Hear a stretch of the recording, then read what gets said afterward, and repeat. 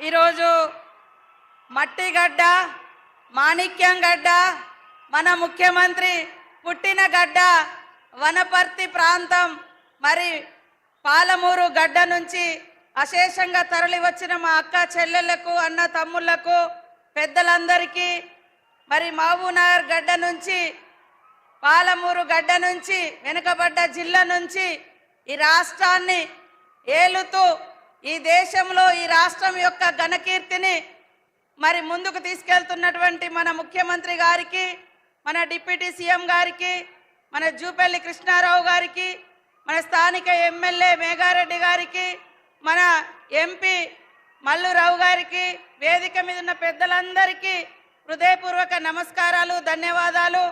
మరి ఎర్రటెండలో కూడా మా అక్క చెల్లెళ్ళు అశేషంగా వచ్చినందుకు మీ అందరికీ నమస్కారాలు. అధికారులకు, పత్రికా మీడియా సోదరులకు అందరికీ కూడా హృదయపూర్వక శుభాకాంక్షలు.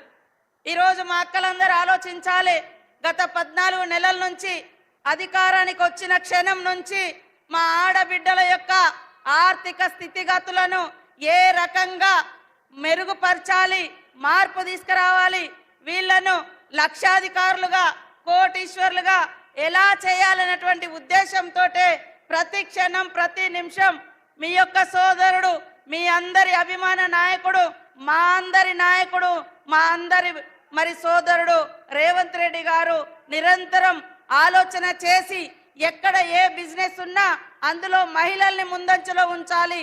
ఒక కుటుంబంలో ఆడవాళ్ళు అభివృద్ధి చెందితే ఆ కుటుంబం అంతా అభివృద్ధి చెందుతుంది, తద్వారా ఆ ప్రాంతం అంతా కూడా బాగుంటుంది అనే ఆలోచనతోటి దాదాపుగా వడ్డీ లేని రుణాలు ఈ రోజు వరకే 21,000 కోట్ల రూపాయలు రాష్ట్ర వ్యాప్తంగా ఇవ్వడం జరిగింది.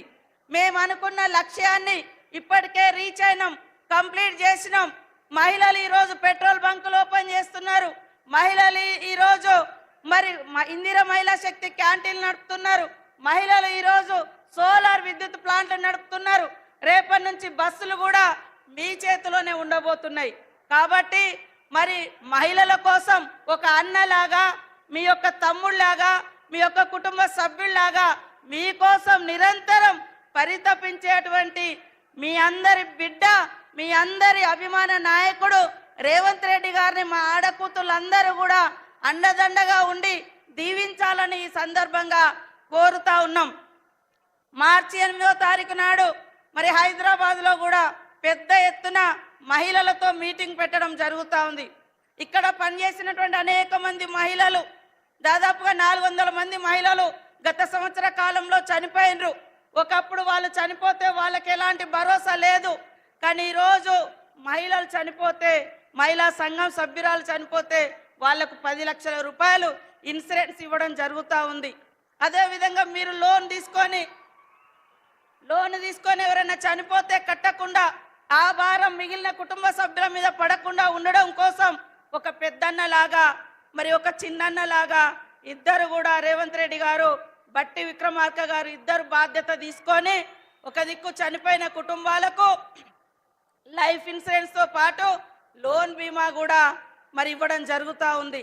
కాబట్టి మీరందరూ అత్యున్నతంగా ఎదగడమే ఈ యొక్క సీఎం రేవంత్ రెడ్డి గారి యొక్క లక్ష్యం. కాబట్టి మీరందరూ కూడా బాగా బిజినెస్ చేసుకొని బాగా ఆర్థికంగా ఎదగాలని మీ కుటుంబ సభ్యుడిగా ఆకాంక్షిస్తున్నాడు. కాబట్టి మీరందరూ కూడా మరి సీఎం రేవంత్ రెడ్డి గారిని ఆశీర్వదించాల్సిందిగా కోరుకుంటూ అందరికీ నమస్కారాలు, ధన్యవాదాలు.